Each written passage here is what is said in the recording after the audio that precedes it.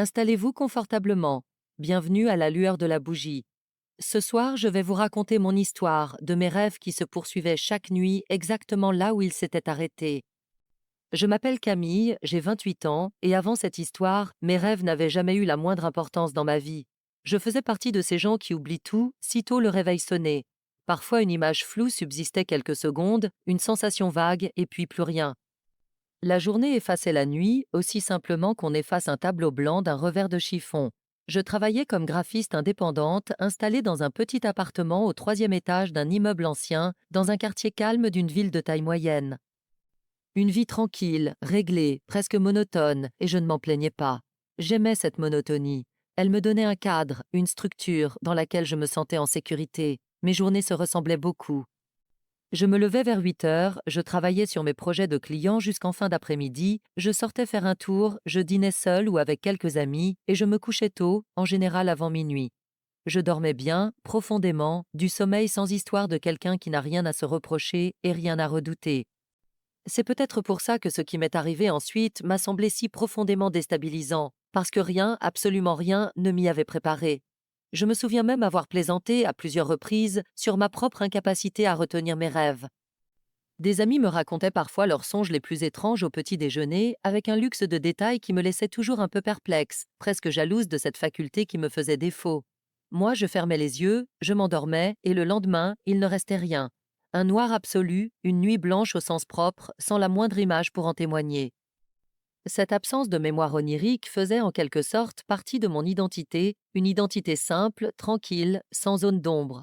Jusqu'à ce que tout bascule, sans prévenir, un soir d'automne comme il y en avait eu tant d'autres. Tout a commencé un soir d'automne sans que je remarque quoi que ce soit d'anormal sur le moment. J'avais fait un rêve assez banal en apparence. Je me trouvais dans une maison que je ne connaissais pas, une grande bâtisse aux pièces multiples, et je cherchais quelque chose sans savoir précisément quoi. Une porte au fond d'un couloir attirait mon attention, une porte en bois sombre, légèrement entr'ouverte, laissant filtrer une lumière jaunâtre depuis l'intérieur de la pièce. Je m'en approchais, la main tendue vers la poignée, quand mon réveil a sonné, m'arrachant brutalement à ce moment suspendu. Je me souviens d'avoir été un peu frustrée, comme on peut l'être quand un film s'arrête juste avant son dénouement. Mais je n'y ai pas repensé plus que ça. J'ai pris mon petit déjeuner, j'ai travaillé toute la journée sur une commande urgente, et le soir venu, épuisée, je me suis couchée sans plus penser à cette maison inconnue et à cette porte entr'ouverte. C'est en me rendormant, cette même nuit, que les choses ont commencé à devenir étranges. Je me suis retrouvée exactement dans le même couloir, la même maison, les mêmes murs tapissés d'un papier peint fané, la même porte en bois sombre au fond du couloir, entr'ouverte sur cette lumière jaunâtre. Et surtout, j'avais la certitude absolue, une certitude qui ne reposait sur aucune logique, mais qui s'imposait à moi avec une force presque physique, que je me trouvais exactement là où mon rêve s'était interrompu quelques heures plus tôt. Ma main s'est de nouveau tendue vers la poignée. Et de nouveau, avant que je ne puisse l'atteindre, je me suis réveillée, cette fois sans raison apparente, simplement arrachée au sommeil par un sursaut involontaire. Sur le moment, je me suis dit que c'était une coïncidence. Le cerveau, paraît-il, a une fâcheuse tendance à réutiliser les mêmes décors, les mêmes trames narratives, d'une nuit à l'autre, surtout quand un rêve nous a marqués. Rien de plus normal, me suis-je répété, en me resservant un café, avant de reprendre ma journée comme si de rien n'était. Mais la nuit suivante, le rêve a repris exactement là où il s'était arrêté. Ma main, cette fois, a atteint la poignée. J'ai senti sa froideur sous mes doigts, une froideur si précise, si détaillée, qu'elle ne ressemblait à rien de ce que j'avais l'habitude de ressentir dans mes rêves habituels, où les sensations tactiles restent en général floues, approximatives, comme suggérées plutôt que vécues. J'ai poussé la porte, et avant que je ne puisse voir quoi que ce soit de la pièce qui se trouvait derrière, je me suis réveillée, le cœur battant, dans mon lit, dans le noir de ma chambre, avec la certitude étrange que quelque chose venait tout juste de m'échapper. J'ai commencé dès cette période à tenir un carnet de rêves posé sur ma table de nuit pour noter chaque matin ce dont je me souvenais, une habitude que je n'avais jamais eue auparavant, mais que cette situation, aussi inhabituelle, appelait presque naturellement. Nuit après nuit, les notes de mon carnet dessinaient une continuité que je n'aurais jamais cru possible. La maison inconnue, le couloir, la porte, la pièce derrière la porte, que je découvrais peu à peu, fragment par fragment, comme un puzzle qu'on assemblerait une pièce par nuit, jamais plus. La pièce derrière la porte, une fois que j'ai enfin pu l'apercevoir, ressemblait à une chambre d'enfant. Un lit à barreaux, une commode ancienne, un mobile suspendu au plafond, immobile malgré un léger courant d'air que je sentais pourtant distinctement sur ma peau, même en rêve. Une odeur flottait dans cette pièce, une odeur de poussière et de bois vieilli, mêlée à quelque chose de plus doux, presque sucré, que je n'arrivais pas à identifier précisément, mais qui me laissait au réveil un arrière-goût étrange au fond de la gorge. Chaque nuit, j'avançais un peu plus dans cette pièce. Je m'approchais du lit à barreaux, vide, dont les draps semblaient froissés comme si quelqu'un venait tout juste de s'en extraire. Je remarquais sur la commode une photographie encadrée, mais son contenu restait flou, comme brouillé par un voile que mon regard ne parvenait pas à traverser, quel que soit l'angle sous lequel je tentais de l'observer.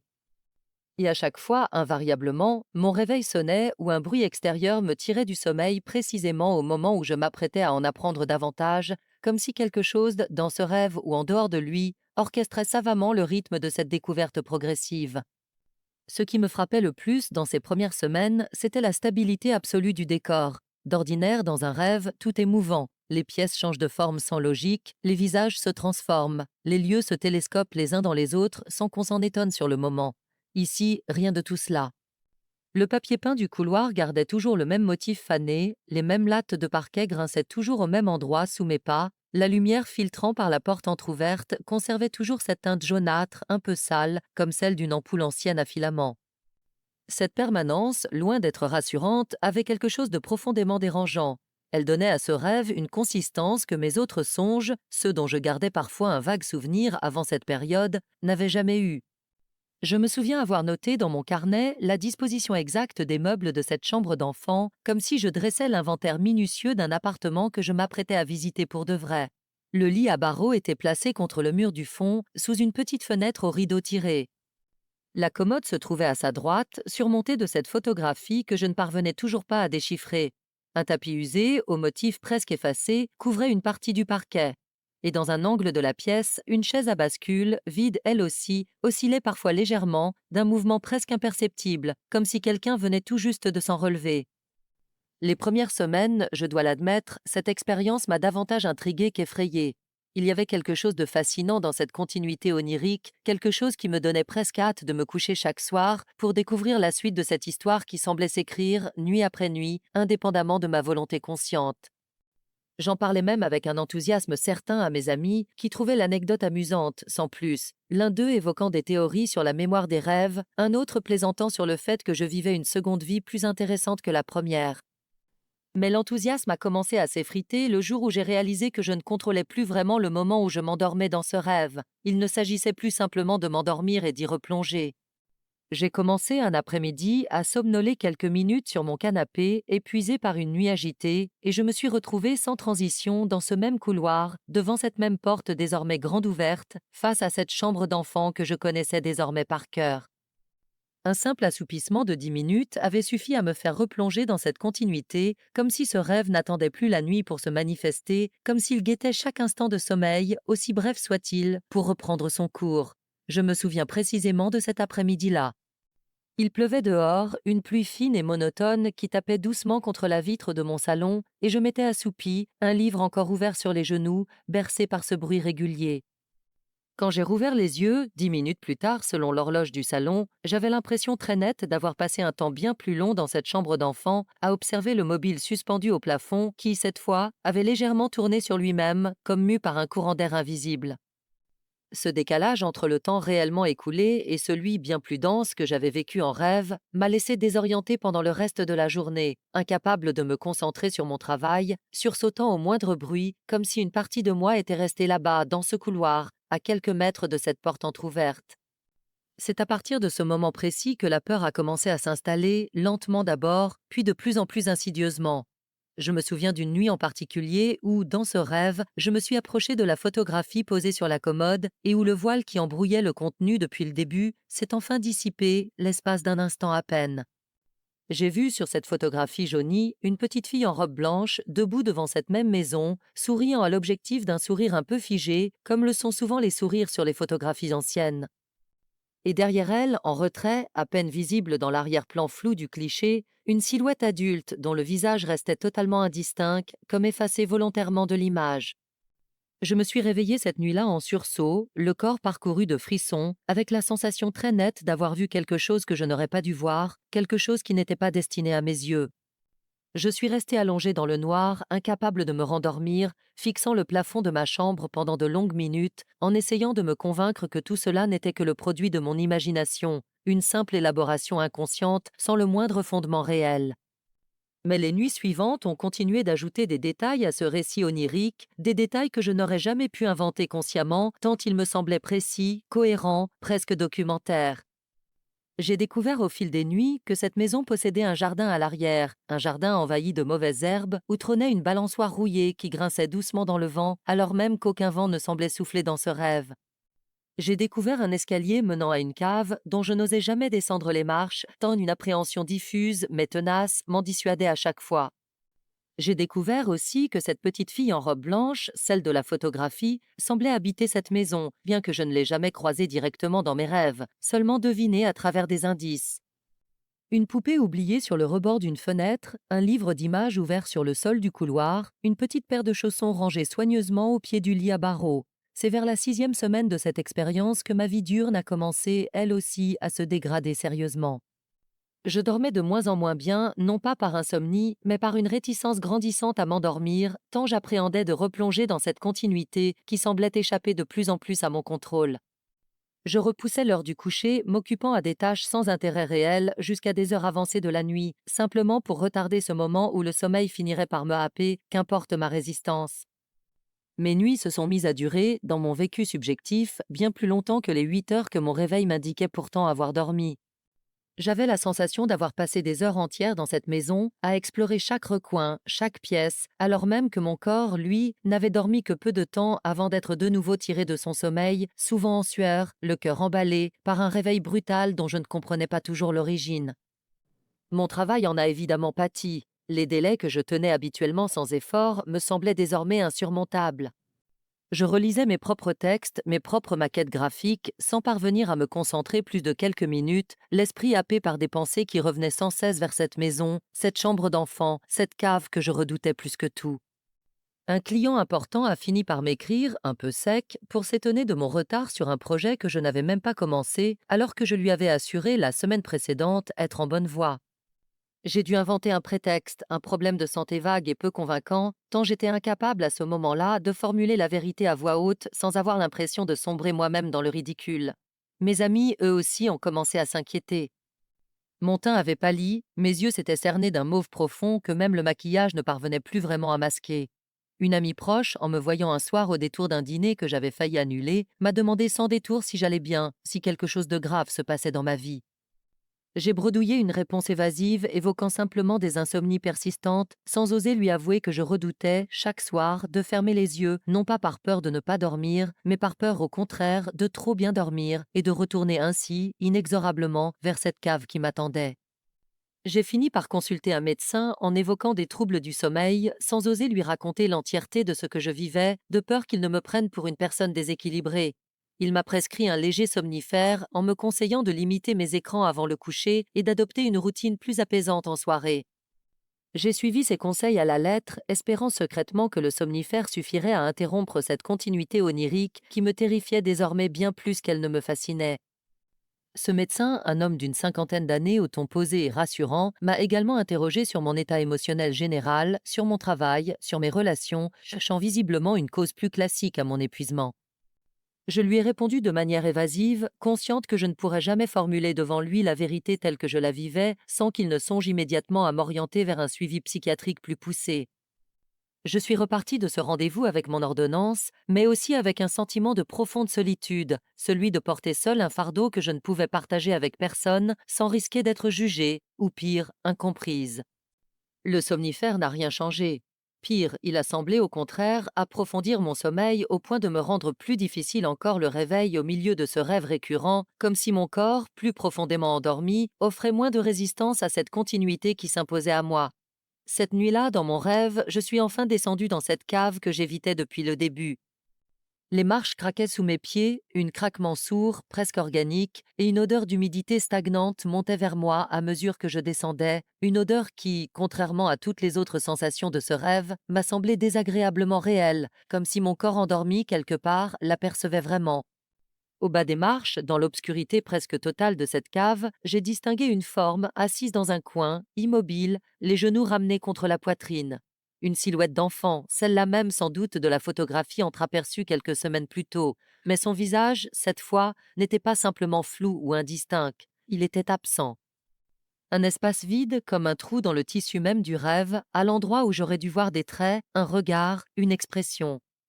Et pourtant, malgré cette absence totale de visage, j'ai eu la certitude glaçante que cette forme me regardait, intensément, depuis cet espace vide qui aurait dû contenir des yeux. Je me suis réveillée en hurlant, littéralement, un cri qui a résonné dans tout mon appartement et qui a probablement réveillé mes voisins, tant il m'a semblé sortir de moi avec une violence incontrôlable. J'étais trempée de sueur, le cœur battant à tout rompre, incapable pendant plusieurs longues minutes de distinguer avec certitude si j'étais réellement réveillée ou si je me trouvais encore, d'une manière ou d'une autre, dans le prolongement de ce cauchemar.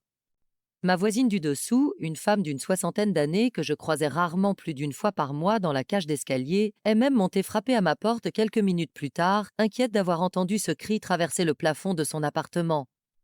Je lui ai assuré, d'une voix que j'espérais convaincante, qu'il ne s'agissait que d'un mauvais rêve, sans plus de détails, avant de refermer la porte et de m'effondrer contre le mur du couloir, les jambes tremblantes. C'est à partir de cette nuit-là que la frontière entre mon sommeil et mon état de veille a commencé à se brouiller de manière véritablement inquiétante. Je me souviens d'un après-midi en plein travail sur mon ordinateur où j'ai eu la sensation très nette, l'espace de quelques secondes, de sentir cette même odeur d'humidité stagnante de la cave, alors même que j'étais parfaitement éveillée, assise à mon bureau, dans mon appartement bien réel. Une odeur qui s'est évanouie aussi vite qu'elle était apparue, mais qui m'a laissée tremblante, incapable de me concentrer pendant le reste de la journée. Un autre jour, en sortant de la douche, j'ai cru apercevoir dans la buée du miroir de ma salle de bain une forme accroupie, dans un coin, avant de comprendre, en clignant des yeux, qu'il ne s'agissait que d'un peignoir suspendu à la patère. Mais ce sursaut, aussi bref et rationnellement explicable fut-il, m'a laissé pantelante pendant de longues minutes, assise sur le bord de ma baignoire, incapable de retrouver mon calme, tant j'avais désormais l'impression que cette maison de mes rêves cherchait à s'infiltrer partout, jusque dans les moindres recoins de ma vie éveillée. J'ai commencé à craindre de m'endormir, mais aussi, paradoxalement, à craindre de rester éveillée, tant cette continuité semblait désormais capable de s'infiltrer dans les deux états. J'ai cherché sur Internet des explications à ce phénomène, découvrant des théories sur les rêves lucides, sur la paralysie du sommeil, sur des phénomènes appelés rêves en continuité, dont certains témoignages semblaient étrangement proches du mien, sans jamais toutefois atteindre l'intensité et la précision de ce que je vivais. Je suis même tombée, au détour de mes recherches nocturnes, sur des récits évoquant l'idée que certains rêves récurrents pourraient constituer une forme de message, une tentative de communication venue d'ailleurs, empruntant le sommeil comme unique voie d'accès à notre conscience. Une idée que j'aurais balayée d'un revers de main quelques mois plus tôt, mais qui, dans l'état d'épuisement et de terreur où je me trouvais désormais, ne me semblait plus totalement absurde. J'ai fini par appeler ma mère un soir, incapable de garder plus longtemps ce fardeau pour moi seule. Je lui ai tout raconté dans le détail, m'attendant à ce qu'elle me conseille de consulter un psychiatre ou qu'elle mette tout cela sur le compte du stress et de la fatigue accumulée. Mais sa réaction a été tout autre. Elle est restée silencieuse un long moment au bout du fil, avant de me demander, d'une voix étrangement grave, de lui décrire précisément la maison de mes rêves. Le couloir, la porte en bois sombre, la chambre d'enfant, le jardin à la balançoire rouillée, la cave. Elle m'a alors avoué quelque chose qu'elle ne m'avait jamais raconté auparavant. Avant ma naissance, avant même sa rencontre avec mon père, elle avait vécu enfant dans une maison qui correspondait, trait pour trait, à celle que je décrivais. Une maison que sa propre famille avait quittée précipitamment après le décès tragique d'une petite cousine, morte accidentellement dans des circonstances que la famille n'avait, disait-elle, jamais vraiment cherché à élucider publiquement, préférant enterrer cette histoire dans un silence protecteur plutôt que de l'exposer au regard extérieur. Ma mère n'avait que 6 ans à l'époque, mais elle se souvenait encore avec une précision troublante de cette maison, de cette cave qu'elle-même n'osait jamais descendre enfant, et de cette petite cousine dont le prénom, prononcé au téléphone ce soir-là, m'a fait froid dans le dos, Élise. Je n'avais jamais entendu ce prénom auparavant. Je n'avais jamais vu de photographie de cette maison, jamais entendu la moindre allusion à cette histoire familiale, tant elle avait été soigneusement tenue éloignée de moi, sans doute par une forme de pudeur protectrice de la part de mes parents. Et pourtant, cette maison, cette petite fille, cette absence dans mes rêves, correspondait dans les moindres détails à un souvenir que ma propre mère portait en elle depuis plus de 30 ans, sans jamais me l'avoir transmis consciemment. Je me souviens du silence qui a suivi cet aveu, un silence lourd, chargé de tout ce qui n'avait jamais été dit dans notre famille à ce sujet, et je crois que nous avons toutes les deux compris à cet instant précis que cette histoire nous dépassait largement, elle et moi, et qu'elle méritait d'être enfin regardée en face, plutôt que de continuer à s'infiltrer, nuit après nuit, dans le sommeil d'une petite cousine qui n'avait pourtant jamais connu Élise autrement qu'à travers ce prénom prononcé, ce soir-là, pour la toute première fois. Cette révélation, loin de me rassurer, a amplifié ma terreur de façon presque insupportable. J'ai compris que je ne rêvais pas d'un lieu inventé par mon inconscient, mais d'un lieu réel, chargé d'une histoire réelle, d'un drame réel, que je n'avais pourtant jamais eu les moyens de connaître consciemment. J'ai passé les nuits suivantes à peine capable de fermer l'œil, terrifié à l'idée de redescendre dans cette cave, de croiser de nouveau cette silhouette sans visage qui semblait m'attendre patiemment, nuit après nuit, dans ce coin sombre où elle s'était réfugiée. J'ai relu cette semaine-là chacune des pages de mon carnet de rêves à la recherche du moindre détail que j'aurais pu, sans m'en rendre compte, glaner ailleurs que dans mon propre inconscient. Une conversation entendue par hasard, une photographie aperçue dans un vieil album familial, un récit oublié que ma mère m'aurait raconté enfant sans que j'en garde le souvenir conscient.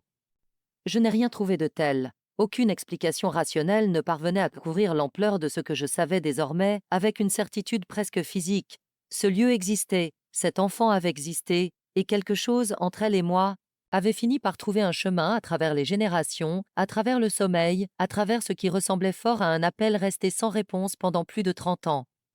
Ma mère, sentant à quel point cette histoire m'avait ébranlée, a fini par me proposer quelque chose que je n'aurais jamais imaginé venant d'elle, femme pourtant peu encline aux croyances surnaturelles. Retourner ensemble sur les lieux de cette ancienne maison familiale qui existait toujours, quelque part dans une petite commune du centre de la France, où vivait désormais une autre famille, sans lien avec la nôtre. Elle avait gardé, disait-elle, une sorte de besoin non résolu de refermer cette page sans jamais avoir osé le faire seule, et mon histoire, aussi troublante fût-elle, lui donnait peut-être enfin l'occasion de le faire à deux. Nous avons entrepris ce voyage un week-end, roulant plusieurs heures à travers des paysages qui, à mesure que nous approchions, ont commencé à me sembler étrangement familiers, malgré le fait que je n'avais, consciemment, jamais mis les pieds dans cette région. Nous avons entrepris ce voyage un week-end, roulant plusieurs heures à travers des paysages qui, à mesure que nous approchions, ont commencé à me sembler étrangement familiers, malgré le fait que je n'avais, consciemment, jamais mis les pieds dans cette région. Ma mère conduisait en silence la majeure partie du trajet, les mains crispées sur le volant, et je sentais bien qu'elle aussi remontait à sa manière un chemin qu'elle avait mis des décennies à éviter. À un moment, alors que nous longions une rivière bordée de peupliers, elle m'a simplement dit, sans quitter la route des yeux, qu'elle n'était plus revenue dans cette commune depuis l'enterrement d'Élise, plus de 30 ans auparavant. Je n'ai rien répondu. Je crois que nous avions toutes les deux besoin de ce silence pour digérer, chacune à sa façon, ce que ce voyage représentait vraiment.